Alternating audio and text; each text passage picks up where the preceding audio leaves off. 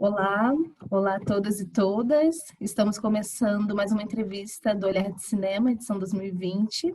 Estamos aqui com Enoque Carvalho e Matheus Farias, diretores de Inabitável, filme que está na mostra Olhares Brasil.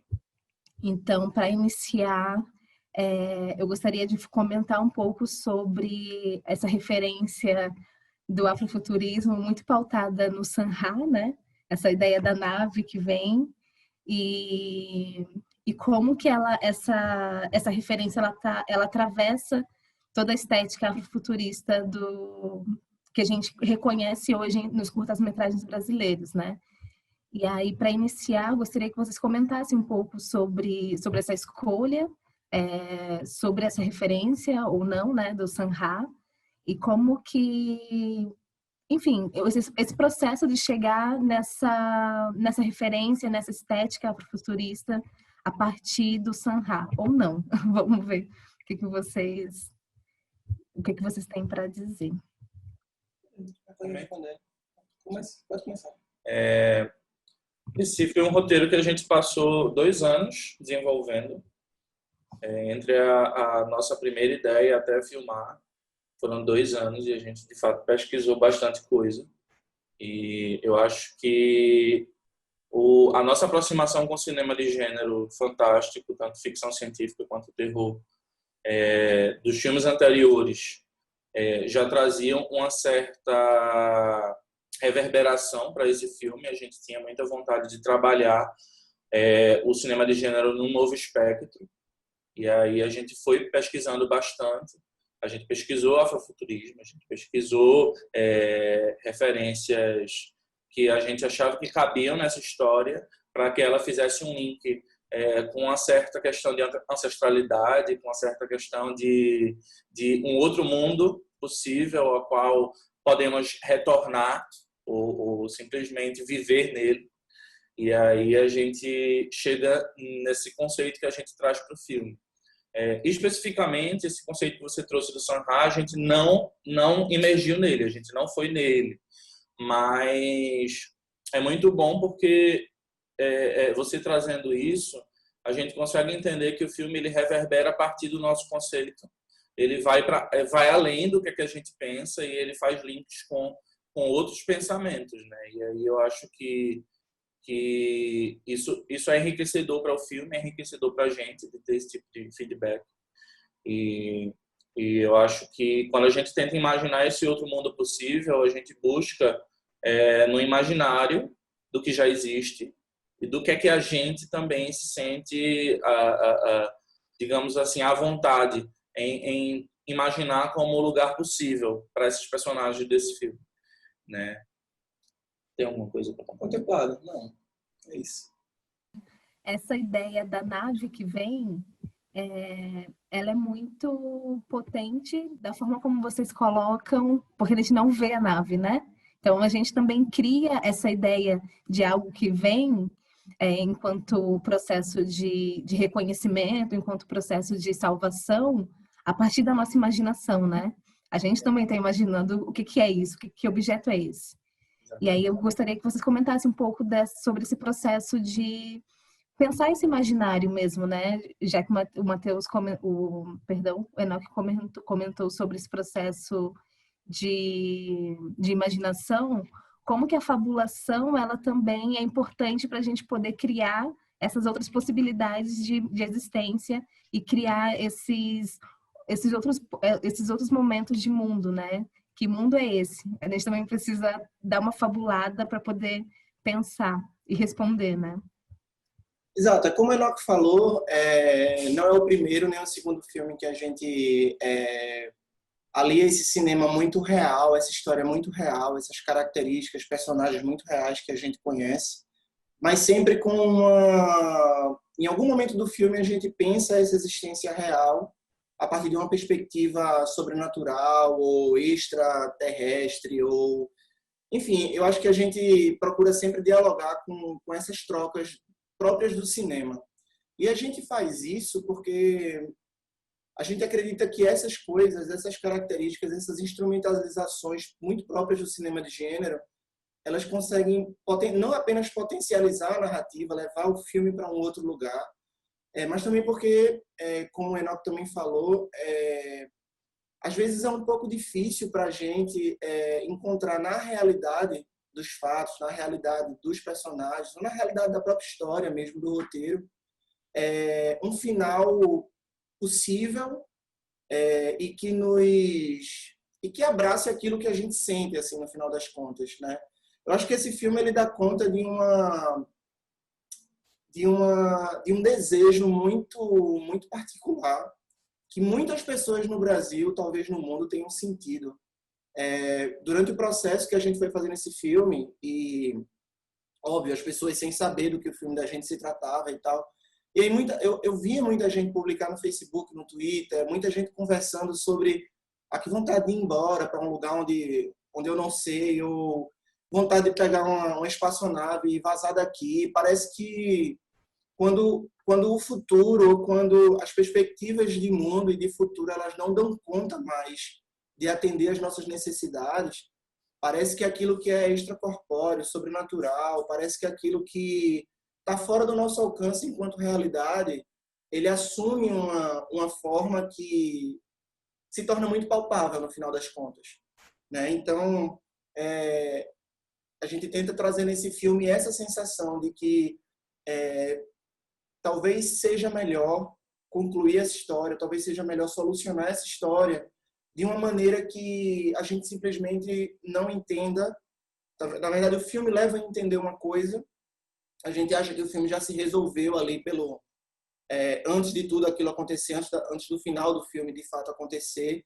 E aí a gente traz esse sopro de esperança, esse sopro de futuro, né, desse mundo possível, através de uma instrumentalização às vezes muito simples, ali construída através de luz e som, porque a gente não vê exatamente como você disse, mas a gente usa do cinema para trazer essa nova perspectiva, essa perspectiva possível, que talvez muitos de nós estejam nesse momento de pandemia, de falta de esperança, de falta de futuro, de não saber como é que vai ser esse dia de amanhã, de tentar imaginar esse futuro possível, de tentar imaginar esse amanhã que a gente não sabe o que vai acontecer. Essa imaginação a partir de algo que a gente não sabe, né? Ela é muito recorrente, assim, a gente não sabe que mundo é esse, para que mundo ela vai e para onde que essa nave decola, né? Onde que ela decola? E eu fico pensando muito também, é muito interessante ouvir vocês falando sobre esse processo da ficção enquanto potencializadora do nosso pensar futuro, né? Eu fiquei muito feliz assistindo o filme, pensando em como a gente está num marasmo de muita afobação para pensar esse futuro, né? Que futuro é esse? Mas tem uma possibilidade de que ele pode ser melhor, ou que ele pode estar numa construção, algo que pode confortar a gente para poder pensar esse futuro, né? Ou para poder construir esse futuro, assim. Então, acho que o afuturismo nessa construção da nave que desce, que a gente não vê, é muito importante para isso, assim, para gente. A gente não sabe que o futuro é esse, mas existe. Existe e ele pode comportar novas existências ou outras existências que dentro dessa realidade é construída enquanto outro, né? E aí também é interessante essa figura do alienígena, né? O alienígena, quem é o alienígena? Se vocês pudessem falar sobre a construção sobre a personagem principal, a protagonista, né? Enquanto essa pessoa que tá nessa nave, essa pessoa que é o alienígena para essa realidade de agora, né? É isso, assim, falar um pouquinho sobre a construção dessa protagonista. É muito curioso isso, porque esse foi o ponto de partida. Imaginar para onde foi a Roberta, onde que ela estava, que tipo de vida que ela estava levando. E a gente chegou até a ter uma conversa com a Libra, que fez a caracterização e o figurino, e a gente pensando no figurino, pensando em, assim, a gente teve que elaborar, de certa forma, todo um universo na cabeça da gente. E aos poucos a gente até foi desconstruindo um pouco as coisas que acho que a gente avançou demais.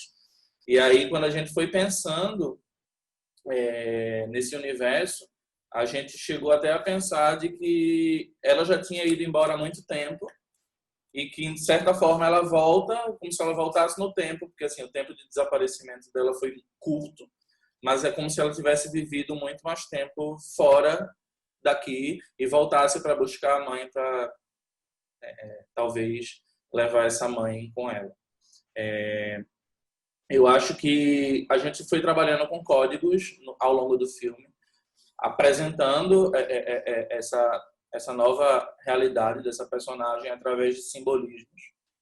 E é curioso pensar que a gente usa artefatos que são assim até mesmo muito comuns e baratos e você vai entendendo que o filme está se encaminhando para talvez uma outra ficção, né? E aí você vai pensando o que é que pode ter acontecido, e eu acho que foi uma coisa também de trabalhar o sentido dessa fuga, o sentido desse novo lugar, o que é que aconteceu, e aí eu acho que a gente consegue dar significado a isso quando a gente personifica.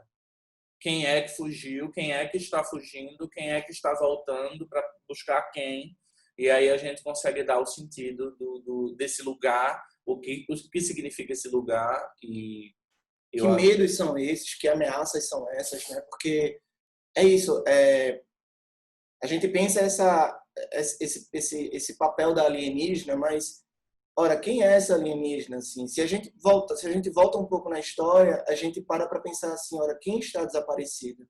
É uma pessoa trans desaparecida. E uma pessoa trans desaparecida não é apenas uma pessoa trans desaparecida. Existe uma série de ameaças, de violências embutidas apenas nessa frase. Quando a gente lê essa frase no noticiário, travesti de 35 anos está desaparecida há 3 dias. Quando a gente bate o olho numa manchete dessa, não é apenas uma manchete de uma pessoa desaparecida.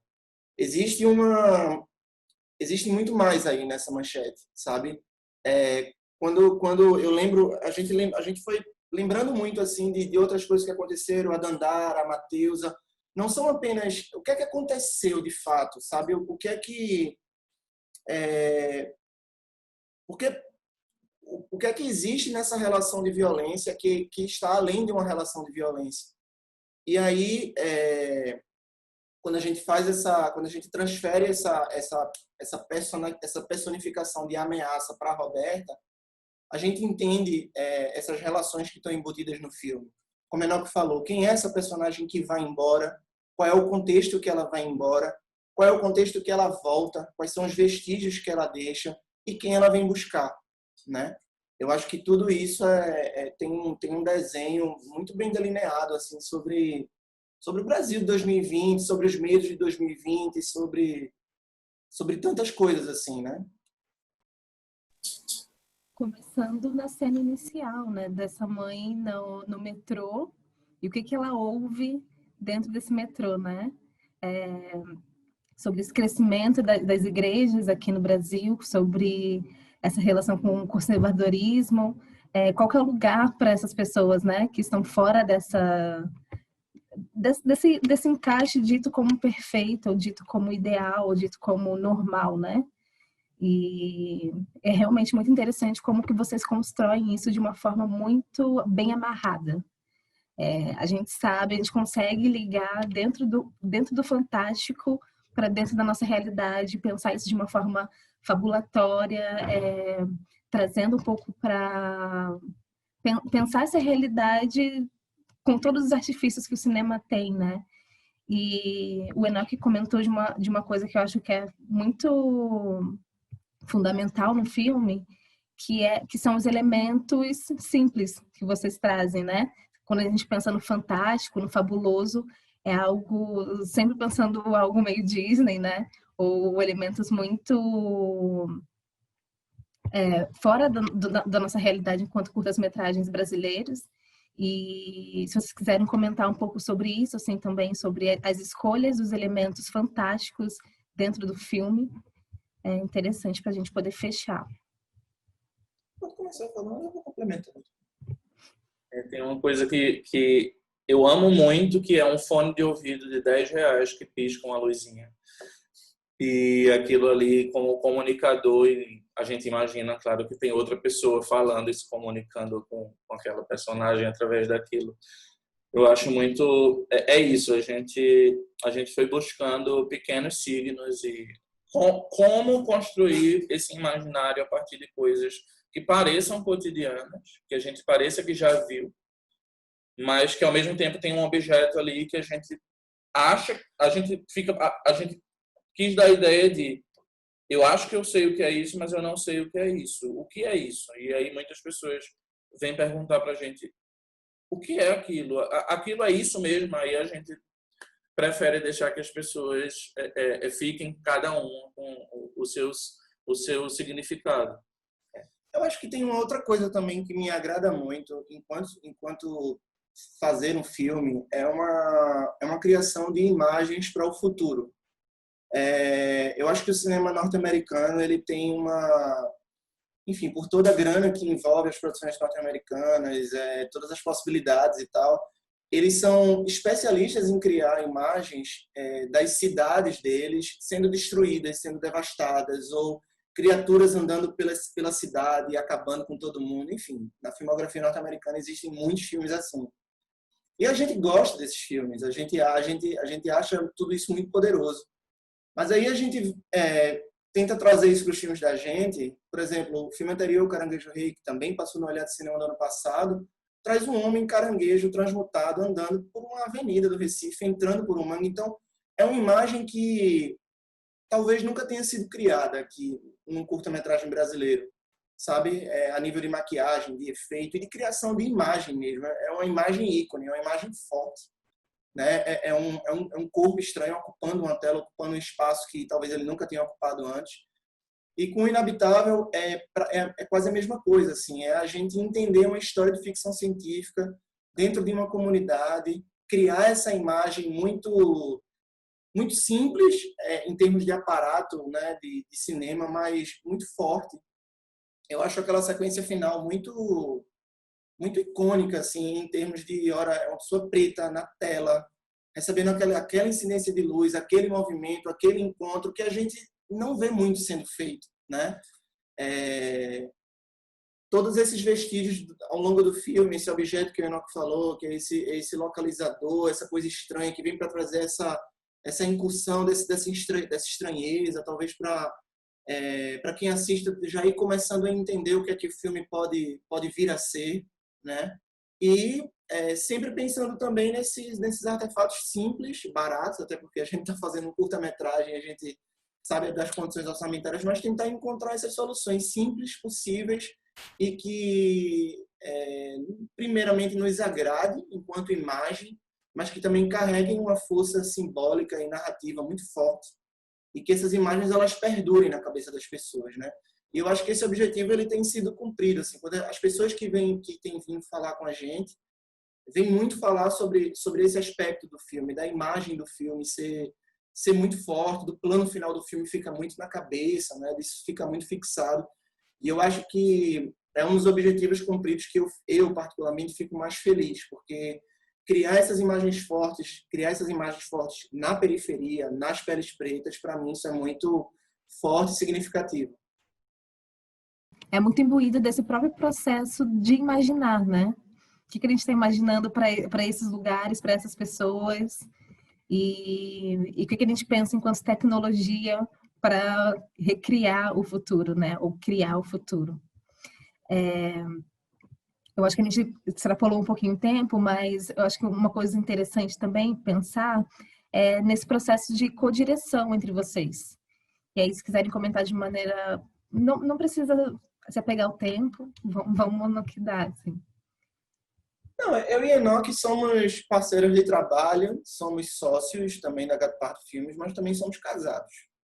Então, o processo de codireção ele nasce de um processo muito natural, muito objetivo também. A gente pensa sobre isso o dia inteiro e as ideias elas vêm surgindo assim, quase que automaticamente. Então, pelo menos para mim, é muito positivo, é muito bom essa junção de cabeças aí, desses dois universos, desses dois lugares diferentes de onde a gente vem, das nossas aproximações, mas também das nossas discordâncias.